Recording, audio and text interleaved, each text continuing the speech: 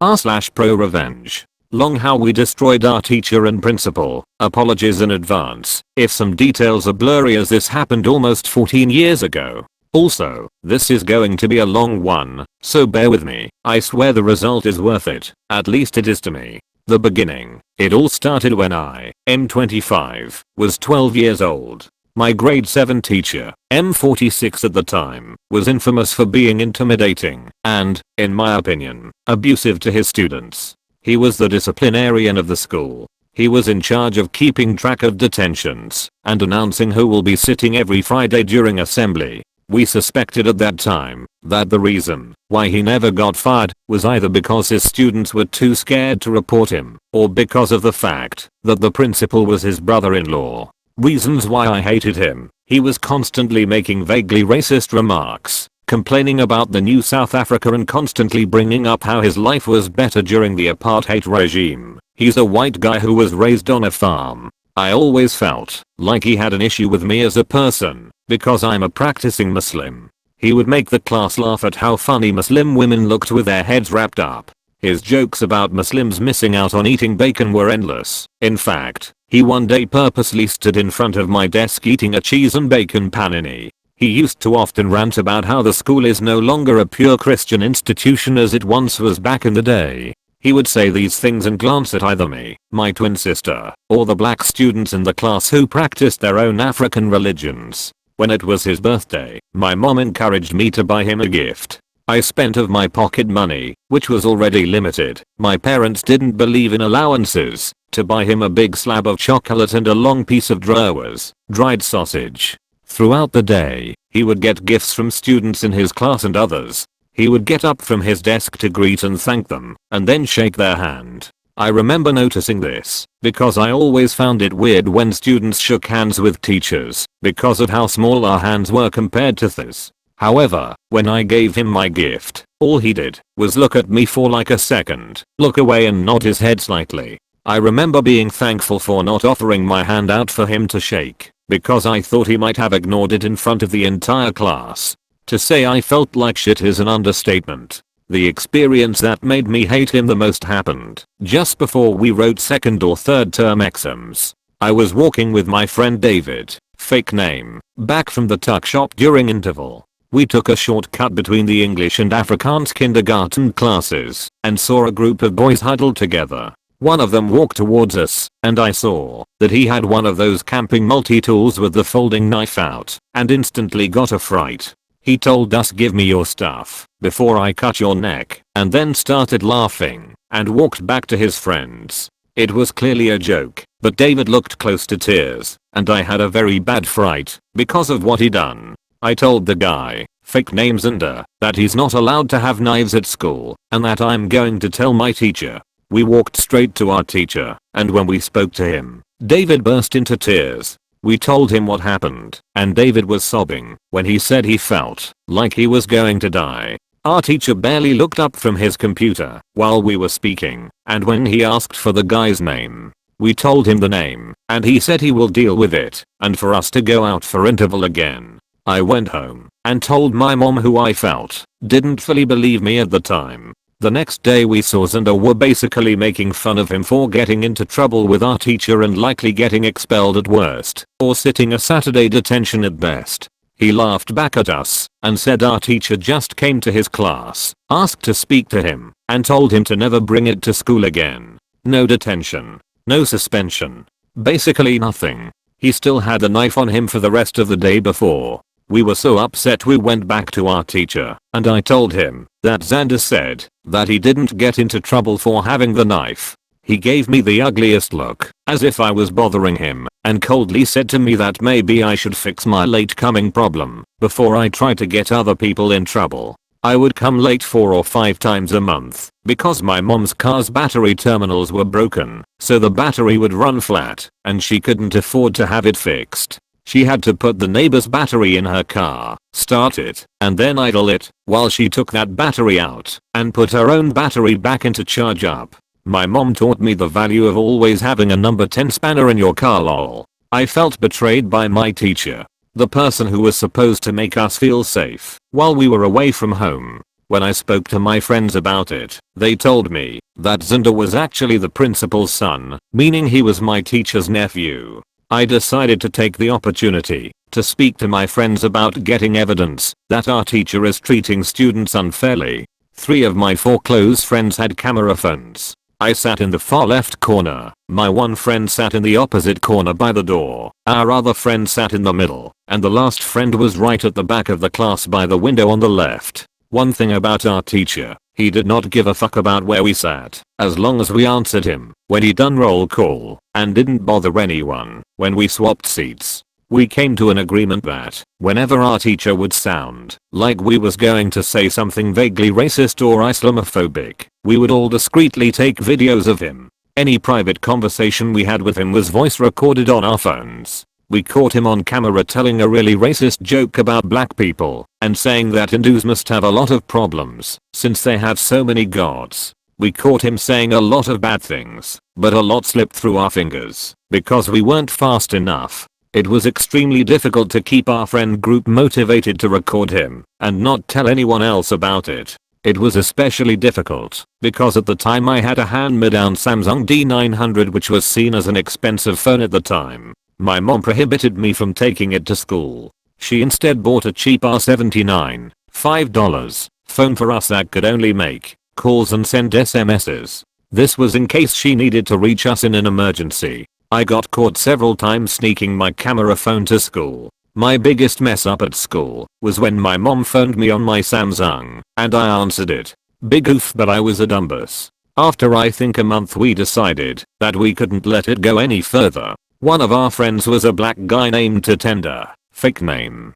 Tatenda was a problem child. His mom died when he was 4 and his dad was an alcoholic. He was raised mostly by his uncle who up until today I think was a pimp. He used to act out at school because of undiagnosed ADHD. His dad and uncle didn't believe in learning disabilities and always assumed he was just lazy and badly behaved.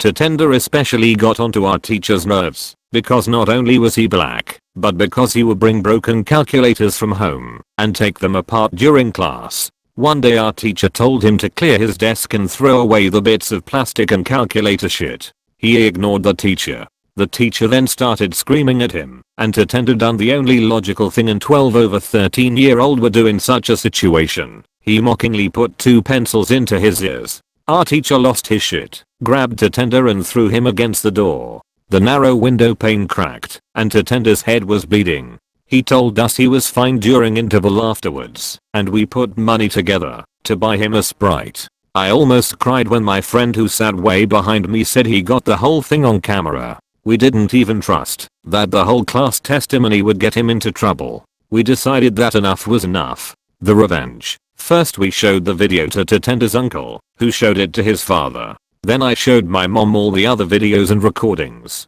She lost her mind. One of my friends sent all of it to his older sister who had a Facebook account and she posted it there and tagged the school and as many parents as she knew. It blew up.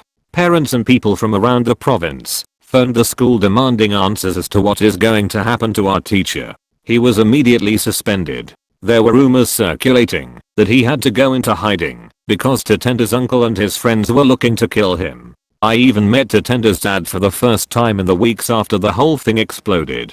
He liked to joke that his dad sobered up especially for this lol. The principal pulled Xander out of the school. We never saw him again. My mom told me an investigation was launched against the school because of the improper handling of bullying complaints. If I remember correctly, 3 English kids in my class alone spoke out against teachers dismissing their complaints of bullying by the Afrikaans kids. We were a mostly white, Afrikaans speaking school with 3 Afrikaans classes, but only 1 English class per grade. They called us Souties, which was short for Soutpeel, which literally translates as salty dick. It's a derogatory term for English speaking white South Africans. It means your one leg in South Africa, your other leg is in England, so your dick is hanging in the ocean. We only saw our teacher once after he was suspended.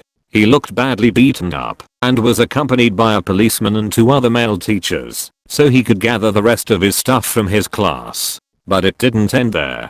Because so many kids needed the evidence that they were being bullied and nothing was done because of it, the CCTV footage was brought up. My friend's mother, who was part of the school governing body that time, told us a few years ago that when they reviewed the footage, it became apparent that the principal was having an affair with one of the grade 2 teachers. He could be seen grabbing her ass at the furthest point away from the camera. They slipped up a few times and kissed in clear view of the camera, but I guess once you're surrounded by the cameras every day at work, you forget that they're there. It was very apparent that sometimes they thought they couldn't be seen. My mom's friend's sister, basically my aunt, sells Tupperware, and one of her regular customers and close friends is the principal's ex-wife. Not only did she leave him, but they were not married in community of property due to a prenup agreement. The house they lived in was in her name since before marriage, so she effectively made him homeless because none of his family wanted to take him in. He ran into severe debt from staying in guest houses and burned many bridges from overstaying his welcome at friends. As for my teacher, his reputation was destination fucked. He served jail time, don't know how long, and eventually left the country because it seemed everyone knew his face from the media attention he received. The reason why I made this post, I was never going to tell this story on Reddit as I've told it over and over through the years since primary school, but I felt I had to because of what I experienced at the beginning of this year. My family is part of a non-profit organization that has feeding schemes all over the country. The last Friday feed of February I'm standing security as I usually do, since we are few volunteers, and there's many homeless people and most are on drugs, and can get violent. I'm walking down the line to make sure there are no fights or anything that could start a riot, and I see a familiar face. My old principal is standing in the line, waiting for a bowl of stew and bread, with absolutely no idea who's standing beside him. Obviously he wouldn't have recognized me, but I never forgot his face. I'm not gonna lie, I cried quite a bit behind my sunglasses. Seeing him brought back the feelings I had when I was 12 years old in 7th grade, trying absolutely every excuse in the book to not have to go to school and be bullied by my teacher. So yeah, for those of you who are still reading, this is the end of how my friends and I destroyed the lives of my teacher and principal. If you got this far and are feeling depressed, worthless, or less than your peers, I love you. I appreciate you, and you are seriously fucking awesome. Bye bye. Edit 1. First of all, I have to say that I'm absolutely blown away by all the love this post has received. I never expected it to explode this much. It was more of a cathartic exercise for me to post my story, but to see so many people speaking of their own experience with racists and Islamophobes makes me glad I finally did it. I want to thank every person who has awarded my post. It's highly unnecessary but equally appreciated. As soon as I get off work I will be responding to your messages with the same love that you have showed me. I appreciate all of you. Now, there seems to be a lot of people who don't believe me, and to be honest, I don't really know what to tell you. I didn't post it here to be believed, I posted it for myself, for my friends. But since I have an unignorable need to be liked by random people on Reddit, I'll explain. People have pointed out that there are holes in my story like Facebook. I honestly don't know if Facebook was a big deal in 2006. I was 12, I didn't speak to my friend's sister because she was like twice my age. He came to school and told us she posted it. My mom showed me the post a while after. Also, I didn't have two phones. My mom's boss got the Samsung D900 as a gift when it came out and decided to give it to my mom as part of her bonus. My mom then gave it to my grandma who used it for a while, who gave it to my aunt who also used it, who finally gave it to me. It wasn't an old, broken phone, but it still was a hand-me-down. That said, my mom took the measure of buying the cheap Nokia phone for myself and my sister to use so that our more expensive phones lasted longer and didn't get stolen at school. We weren't rich, but we went to bed having eaten every night because my mom and dad worked insane hours and lived without the luxury of having a car that started every morning